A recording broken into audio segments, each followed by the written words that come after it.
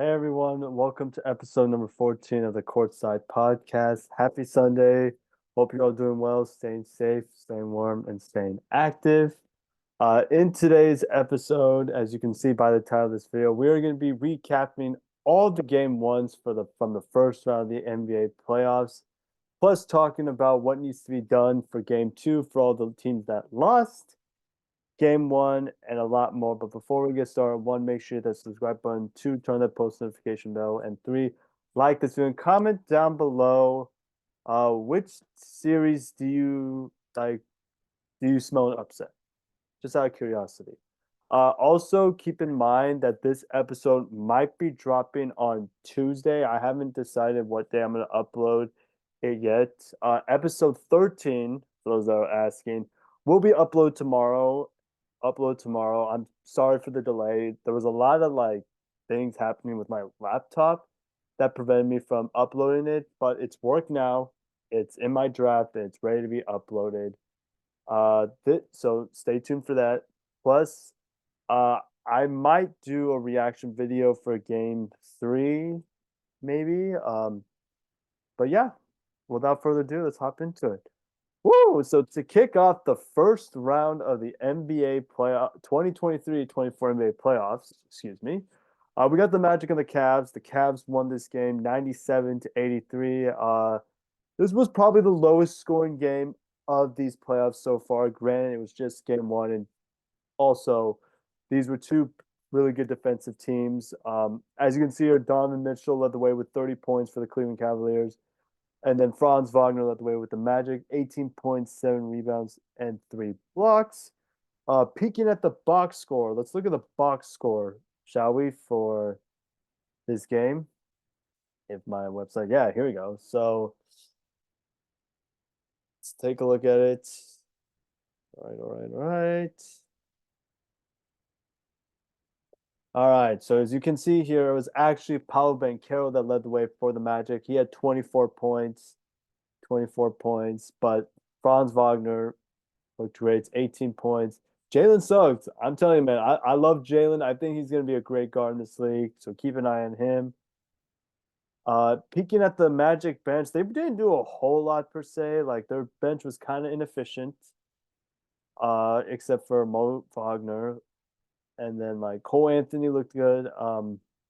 But yeah, peeking at the Cavs side things, obviously Donovan Mitchell was amazing, 30 points.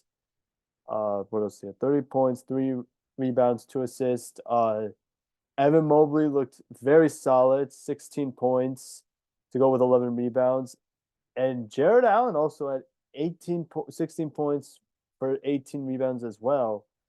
And Darius Garland, 14 rebounds and 8 assists. The bench wasn't all that productive for Cleveland per se, but I will say this though. Yeah, Donovan Mitchell looks pretty damn good. Uh, I'm a little worried though about Cleveland because like this team, if you look at it, if you exclude like Boston, Milwaukee, New York, and maybe Milwaukee, I know I've been harshly critical of Milwaukee this year, but like I've always said that Cleveland has been a great team, and they're gonna fight every single time. And like this game, granted it's against Orlando, I understand that, but this was a good win. All right, so the next game on the first round of the playoff series, well, on my laptop is loading right now, is the Suns and the Timberwolves. The Timberwolves won 120-95. My biggest takeaway from this game was that this is going to be a great series. Like, I know Phoenix got absolutely hammered, and I know that. Like, I watched this game. As many of you guys know, I've been keeping tabs on Phoenix this whole season. But I will say this though, Anthony Edwards looks like the real deal. Like, yes, he's been balling out since his rookie year, but he is specifically the real deal. Like, this guy is probably the most fun player to watch, in my personal opinion. Like, that's not an old head because, like, I feel like you got Giannis, Embiid, Braun, KD, Steph. Like, they're all fun players to watch. This guy is also very fun to watch. So peeking at the Suns, there wasn't a whole lot from this team. KD was the only good player on this team. Uh, Booker was Devin Booker was all right. Brad was Bradley Beal was okay. I really did though liked Royce O'Neal's production because Royce was keeping them afloat per se. I watched this game and Royce he made quality threes to keep them in the game, and then the others yeah, it wasn't pretty at all. Peeking at the Timberwolves side of things, Anthony Edwards 33 points in this game. Karl Anthony Towns looked very solid, and then Rudy Gobert, man, Rudy looked pretty good. It is pretty good.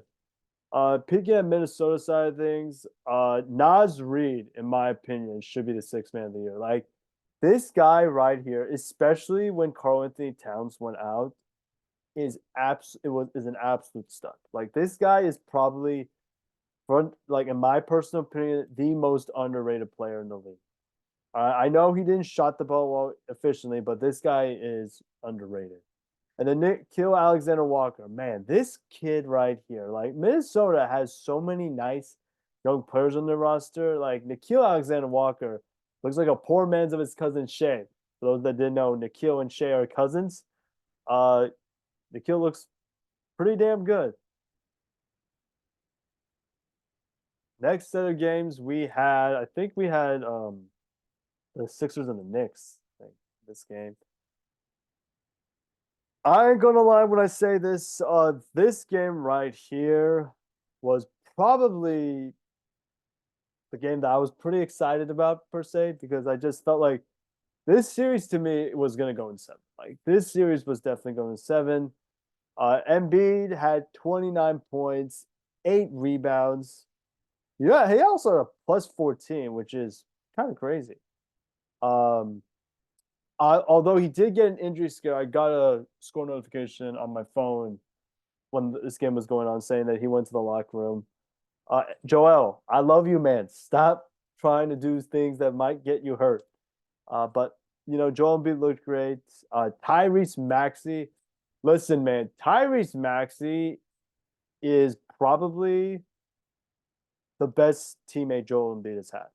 And I know that sounds crazy considering he had like Harden, Ben Simmons, but like Maxey right here, yeah, he's the real deal.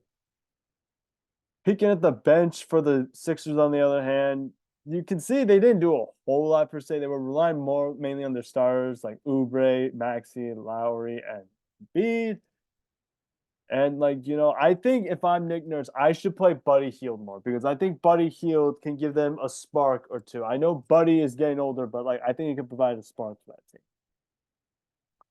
Picking the Knicks per se, this game was actually insane. Like you see, Jalen Brunson had 22 points, but on 8 of 26 shooting. That is not good at all. Josh Hart looks great. OG Anunoby looked pretty solid. But the real story, I've been told, is what I forgot. Miles McBride, 21 points off the bench, 7 of 12 from the field, 5 of 7 from three. Like that's bonkers. And I gotta give the credit to the Knicks, man. Like the Knicks, they fight hard, man. And I know he might not make it, or I don't think he made it. Tom Thibodeau should be a dark horse coach of the year candidate. Like nobody has more had an injury plagued season than the New York Knicks. Like Randall goes down. I think Jalen missed time. OG Anunoby missed time. And for some weird reason, Tibbs finds a way to make things interesting. So that's my biggest takeaway.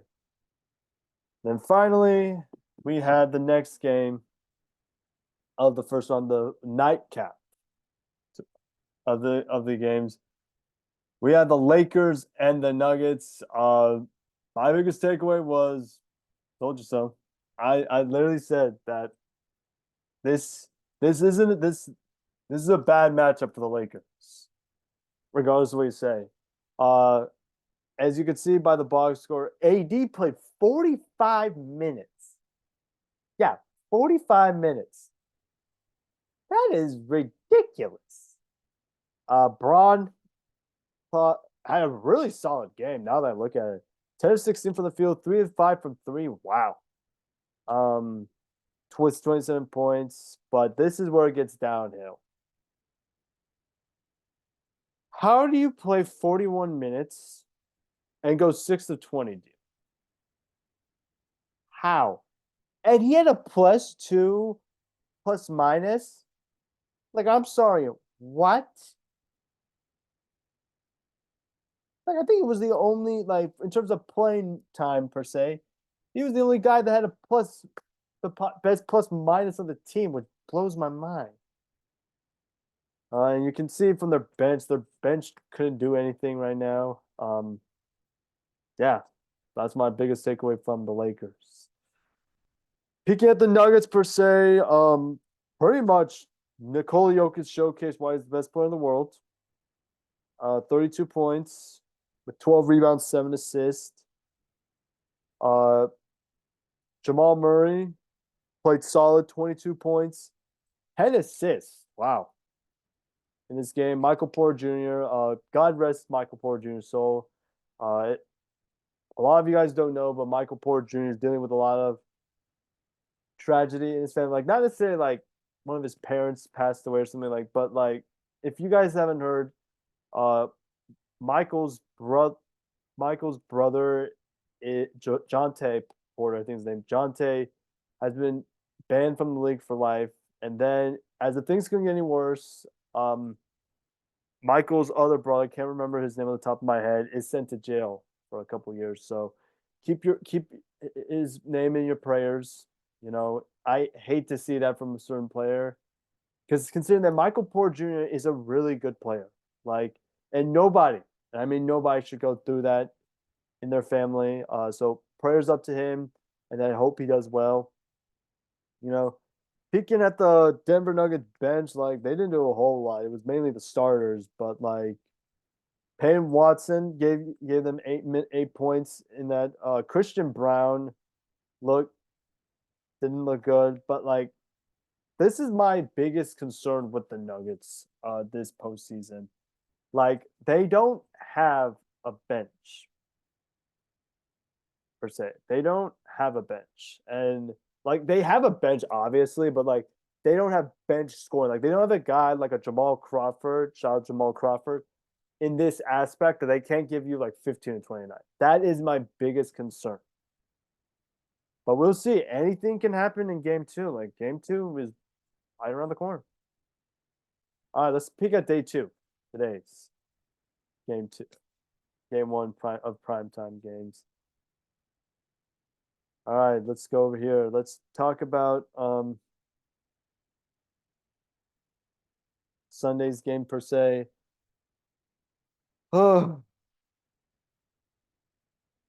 speaking of, we got the Heat and the Celtics. Celtics won this game. Jason Tatum had a triple double, first ever playoff triple double. He did have a scary fall though. I will say that. I watched that clip actually just this morning, and I nearly like had a heart attack because I know the Celtics have a really good team, but like without Jason Tatum, I don't think they're gonna get far in the East. And like top of that, there's gonna be like a boatload of East injuries. But peeking at the box score for the Miami Heat and the Boston Celtics game one, before I get to it, can you guys believe this? This is the 8th time in 14 years that the Celtics and the Heat are playing each other in the play. 8th time. Like that is crazy. That is crazy, man. Peeking at the Heat per se, Bam Adebayo was the best player on their team. DeLon Wright gave them pretty good production. He had 17 points from 6 to 7 from the field, 5 for 5 for 3. But as you can see here, like they really miss Jimmy Butler a lot. And I do expect this to be a great series, considering how good Miami is. But like, yeah, this was not a good sign. Peeking at Boston, you know what's crazy about Boston? I just found this out earlier today. Do you know that Boston became the first team in NBA history to have a player, every player that played in that game, what made 1 3 in a game, at least 1 3. That is something I've never seen in my life. And trust me when I say this, folks, I've been watching the NBA since I was 5 years old, since I started elementary school. Like that is bananas. Being at the Celtics, Tatum, as I said, 23 points, 10 rebounds, 10 assists. Kristaps Porzingis had a very solid game, actually. 7 of 13 from the field, 4 from 8 from three. Um, Derek White, very solid as well. 6 of 10 from the field, 4 from 8 from the 3 point line to over 20 points. And Jalen was okay. He had 17 points. With 6 of 12 from the field and 3 of 5 from three. Picking up the Celtics bench, Peyton Pritchard. I saw Peyton hit like a step back 3 pointer from like half court. Like Boston's bench is really freaking good. Like, yeah, their starters is amazing. Yeah, of course. But like their bench is pretty damn good, especially with some of the fighters they have. Obviously, you got my guy, Al Horford, Sam Hauser, who I think hit 10 threes a couple days ago. And of course, Payne Pritchard, who had like 30 points or something like that. Like, that's nuts. All right, so peeking at the next set of games, we had hold on, my thing is loading up. Yeah. We got the Mavericks and the Clippers, game one between these two ball clubs. This game, I did not see this game happening. Like, I did not see that. Like, what I mean by that is, I didn't expect this. I picked the Mavs to win this game just because I thought without Kawhi Leonard, it wasn't gonna be good. Why is my website showing Maverick the Celtics and the Heat? Excuse me.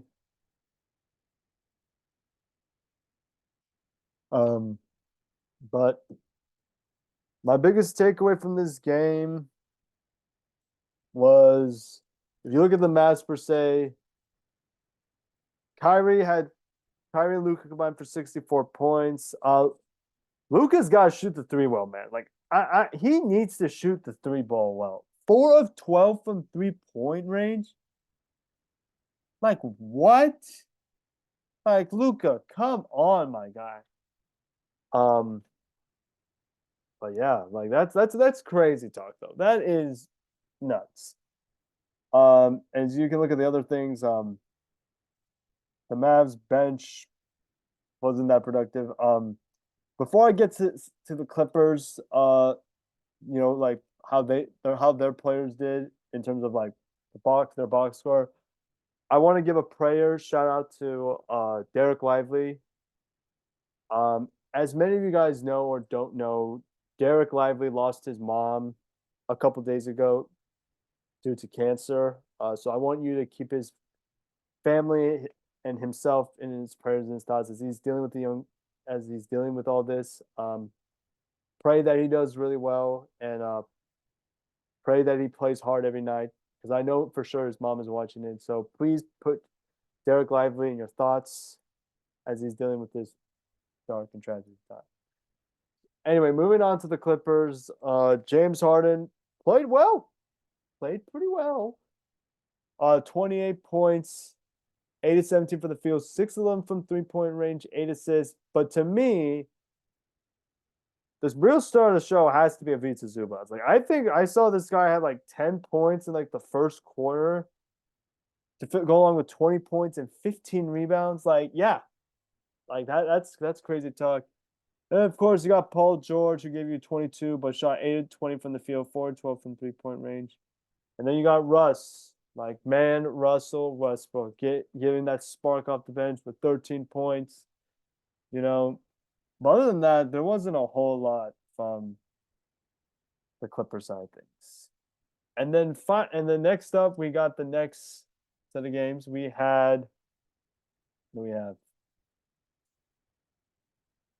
got the Bucks and the Pacers game one. And if you guys remember a couple days ago, I said this series was not going to go well because I picked Indiana to win the series. That did not age well. Anyway, you look at this bench. Pascal Siakam was the best player on the Pacers. 36 points though. That is crazy. And then Miles Turner, like I'm, and this is not a knock on anyone when I say this. How in the world are these? Is like some of these players who like when their team loses have a great plus minus. Like Miles was the only player in this game that had has had a positive plus minus for the Pacers. That's crazy. But as you can see right here, Miles had 17 points and 8 rebounds. Tyrese Halliburton struggled in this game with 9 points, 8 rebounds. I do expect this bench to bounce back. I expect this team to bounce back in game 2, but it's gonna be a tall task at hand. Moving on, we got the Bucks and Dame. I'm sorry. All right. Well, actually, no, I'm not sorry at all. Dame, congrats to you, man. All right. For those that are wondering, I've been the biggest Damian Lillard supporter since he got drafted to the Blazers. All right. And this, I literally said, I think I said this to my brother a couple days ago. Like Dame has to play like out of his mind in order for Milwaukee to have a chance. All of a sudden, I got a notification on my phone. This dude had like 33 points in like the first half. Like, what is that? As you get other stars, Brooke Lopez was okay with 11 points. Chris Middleton was solid with 23 points, and then Bobby Portis um, with a good 15 points. Oh wait, David really had a negative plus minus. Wow. And then you can look at their bench. Like their bench didn't do anything. Like their bench was all right, I guess. And then finally, the nightcap we had. Hold on, my laptop's loading right now. Sorry if it's loading, you guys. My laptop tends to load at times like this. Um, but but peeking at this, we got the Pelicans and the Thunder. Um, for me, this game was a very gritty game. Like this was a very good defensive game for both sides of the for both sides. OKC obviously have been the best team all year. Then you got like New Orleans, who's a very scrappy and feisty team. But as you can look at the box score right now, New Orleans was okay. Trey Murphy Jr. had 21 points, and CJ McCollum had 20 points, and then Brandon Ingram had 12 points. What's going on with Brandon Ingram? Like seriously though, like Brandon Ingram, I thought Brandon Ingram was supposed to be the next Kevin Durant, like the Kevin Durant but with dreads. Like, come on, like Brandon, what's going on? Um, but yeah, that's my biggest takeaway. And like their bench wasn't that productive. Speaking of the Thunder side of things, Shea was crazy, had 28 points with 6 rebounds and 4 assists. Mm, excuse me. But like Jalen Williams looks solid with 19 points, and then Chet Holmgren keeps looking great with 15 points, 11 minutes, 5 blocks. That is nuts.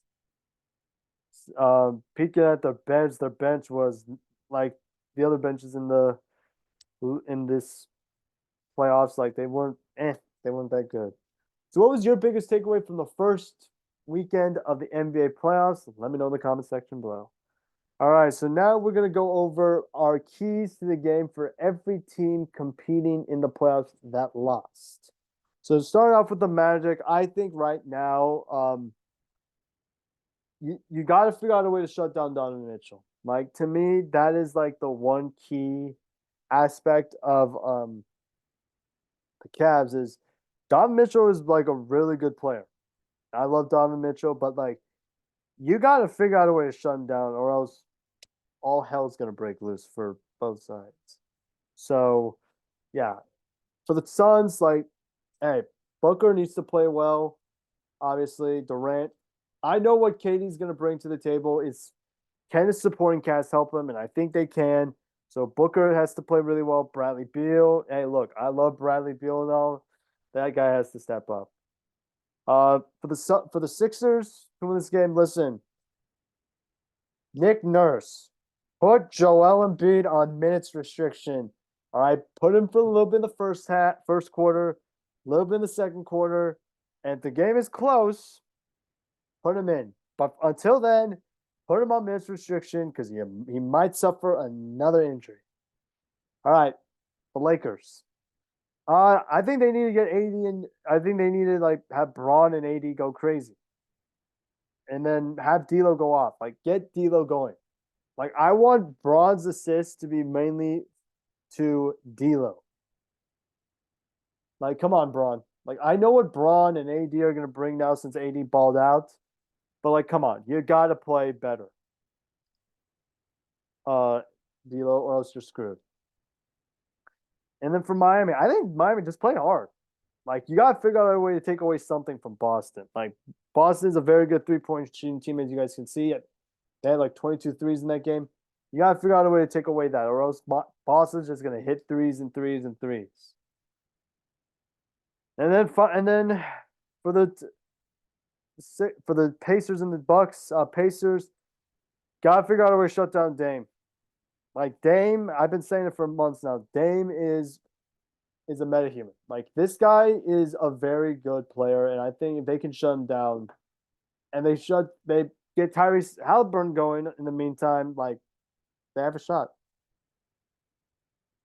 And then moving on with the Mavs. Hey, look, their bench and like some of their key role players have to step up. And I know this is gonna sound really like mean or anything. You gotta stop being heavily reliant on Luka and Kyrie, man.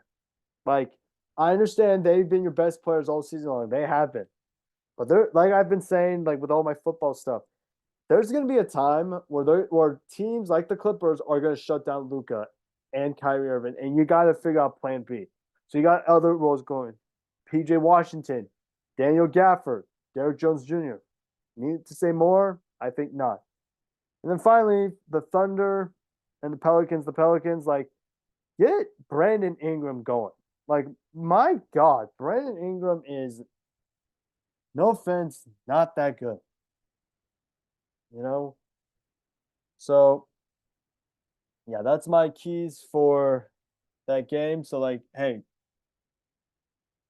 get him going, man. Just get him going, man. Just make sure he gets his touches, give him the ball early, and then make sure he starts out well.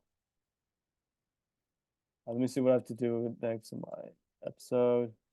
All right, so I'm going to now give you my picks for game 2 of the playoffs. So we got Magic at Cavs to start off round 2. I'm going to take the Magic in this one. I think the Magic, they're going to bounce back in this way. I think Paulo Banchero is going to have a great game. Franz Wagner's having a game. The key for Orlando, like I said, is to shut down Donovan Mitchell. If you can shut down Donovan Mitchell, you can at least put up a fight. Next game, we got the Sixers and the Knicks. I'm going to take the Sixers in this one just because I think the Sixers are going to bounce back, obviously, because I think Joel Embiid is going to have a great performance. Nick Nurse, like I said again, put Joel on minutes restriction for the love of God. But yeah, that's my biggest takeaway from that. Lakers Nuggets. This one, I already know who I have winning this. I'm gonna take taking the Nuggets in this one. I do think AD and Braun are gonna go crazy, but like you got Jokic, you got Murray, and you got Michael Porter Jr. Like you ain't stopping that. So I'm gonna take the Nuggets in this one. Up next, we got the Suns and the Timberwolves. Game 2. I'm going to take the Suns in this one. I think they're going to bounce back. I think Devin Booker is going to have a much better game than he did in game 1. Bradley Beal is going to have a great game. Kevin Durant. We know what KD is going to bring to the table. All right, it's like I said with the others. Like, can the other players step up? All right, next up, we got the Pacers and the Bucks. Shocker here. I'm going to take the Pacers to win this game. I really am. I think the Pacers are going to bounce back. All right. Tyrese Halliburton's going to have a great game. Pascal Siakam's going to have a great game. I'm going to take the Pacers. Next up, we got the Mavs and the Clippers game 2. This series is going in 7, so I'm going to take the Mavs to win this game. I think Luka and Kyrie are going to have a great game as always. I think the Mavs role players are going to step up. I do expect the Clippers to put up a fight. Harden's gonna go. He's gonna do well. Paul George is gonna do really well. I think the Mavs got this one though. Next up, we got the Heat and the Celtics. Game two. I'm gonna take Boston in this one. Yeah, I know I said the series was gonna go in seven, but like Boston is right now showing like, hey, we're the real deal. Like we've changed. So I'm gonna take Boston in this one to win this game by probably a small margin. I think Miami's gonna come out swinging to start game two. And then finally we got the Pelicans and the Thunder game two. I'm gonna take the Pelicans to win this game. I thought the Pelicans fought really hard in this game. I got constant score notifications. I checked the score of this game. This game was very close down the stretch. I expect the Pelicans to bounce back. I think Shea's gonna have a great game. I think Brandon Ingram's gonna have a bounce back game, and I think CJ McCollum as well is gonna have a really good game as well. And then to wrap things up, we're gonna go back. We're gonna go do a tier list. We're gonna rank every team that played in game one on how important game two is for them. Like they're like a lot of times when you watch these sports shows, they do these segments called must win, particularly if you watch First Things First, which I do on a regular basis, which is basically there's an opponent who's been having a good season, but they've been also having they have a very inconsistent season and they have a big game coming up. So they would ask, is this a must win for them? That's what I'm going to do, but for the NBA playoffs. Keep in mind, these are my own opinions. So if you don't like them, let me know in the comments section below. But let's get into the tier list, shall we? All right. So here we go. We got the tier list, as you can see here. Let me pull up my screen right here. I know you can't see it right now, but here's the tier list. We only have three main tiers. I know the tier right there is like missed the playoffs this plan. Like that doesn't really matter. But anyway, we have the bottom tier, which is they don't have to necessarily win game two, but it would be cool if they did. Like I have full confidence that if they lose a game in this series, like they'll be fine. Like they'll be fine. And then on the middle tier, the next series, I mean, they can win game two, but they don't have to. What's different about this tier and the tier below that is that they can still lose game two. And I still think they played a good or solid, and they still played a very solid game. And I still think they could win games 3 and 4. And then the up tier they have to win game two or they're screwed. Now, like I said, this list might be a very controversial list, but hear me out my explanations. All right, starting off with the Milwaukee Bucks. They have to win game two or they are screwed. Now, hear me out on this. All right. I know Indiana is a very young team, like in terms of their roster and their talent. But if there's anything I know about Milwaukee this year is that they're very inconsistent. Like they will win a very good game and they're like, oh wow, like they're looking good. Dame and Giannis, I know Giannis isn't playing right now, but Dame and Giannis played a very good game. And then the next game, excuse my language for saying this, they shit the bed. Like a perfect example of this is they beat Denver in Milwaukee. I think it was a couple months ago. I think it was in February. And I was like, wow, this must be a signature win for the Bucks. Next thing you know, they play Miami, and I think Miami was without Jimmy Butler and Bam Adebayo during that game, and they lost like 113-95. Like, what is that? Moving on, we got the Clippers. They have to win game two. They have to win game two because if they don't win game two, and I know I said Dallas was going to win game two, but if they actually don't win against Dallas, I think is going to ride them home and say, "Hey, we got they're been let's take two on at our home turf." And I just found out a stat from Luka Doncic. Do you all know that Luka Doncic averages more points, rebounds, and assists at home than he does on the road? Like, he averages like 34 points at home. Freaking ridiculous. Moving on, we got the Orlando Magic. I mean, they can, but they don't have to. Like, Orlando to me is like the one team, in my opinion, that's like under the least pressure in the playoffs. Like, yeah, they don't have. They're just there just for the enjoyment. Like, they're the only team that like, yeah, it's cool if we don't win this series. It's cool. All right, like we weren't supposed to make it. We weren't supposed to make it. We don't have a lot of pressure on ourselves. I think Orlando will be fine. Next up, we got the Lakers. This one's a no-brainer. Like obviously this one's a no-brainer.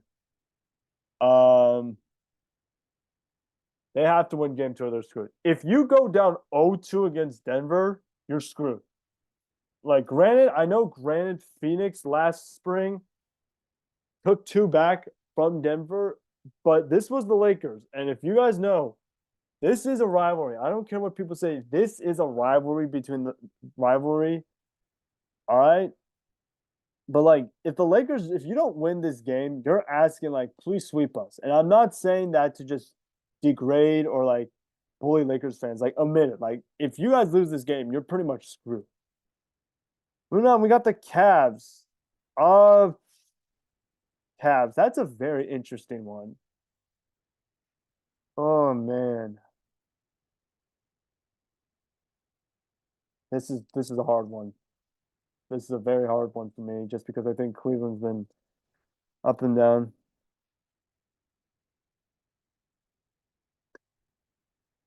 Um, I mean they can, but they don't have to. Like, the reason why I say that, and I know Cleveland's been weird this year, like really weird, but like they know that if Orlando takes game one, they would say, okay, they took one at our house, let's take one of theirs and make this a series. So yeah. Moving on, we got the Mavs. They have to win game two or they're screwed. And the reason why I say that is because if they lose this game, and I know Dallas has been really good at home since the All-Star break, but if you go down 0-2 to the Clippers, especially without Kawhi Leonard, you're in trouble. Like deep, deep trouble. Moving on, we got Boston. They don't necessarily have to win game two, but it'll be cool if they did. All right. Do you guys know? Here's the craziest stat that I just found out earlier today. All right, and this blows my mind. Do you guys know what the longest losing streak the Boston Celtics has had this year? 2 games. That is ridiculous. Like this team can like isn't capable of losing a ton of games. Not saying they are, not saying they are going. That's bound to happen, but like the fact that their longest losing streak this season is 2 games is mightily impressive. Up next, we got the Nuggets. Yeah, they don't have to necessarily win game two, but it would be cool if they did. Look, like Boston in the aspect, if they lose a game, they're like, okay, they took one in the series. We could take one as well. Let's take the next one. It's on the game three. Up next, we got Miami. I mean they can, but they don't have to. Like Miami to me has been the team that has always fought hard. Like this team fights hard almost every single night I see them play. Um, like this team fights hard every night. Like, and I still stand by and say this is gonna be a 7 game series. I think they're gonna probably win game two maybe against Boston just to make things a little bit spicier. And plus, I think Bam Adebayo and like the others are gonna have a great game. All right, moving on. We got the Thunder. Yeah, they have to win. They have to win game two, or else they're screwed. And hear me on this. You saw that box score of the Thunder and the Pelicans game one. You saw how close that game was. Like, I got score notifications on my phone indicating that this game was coming down to the wires.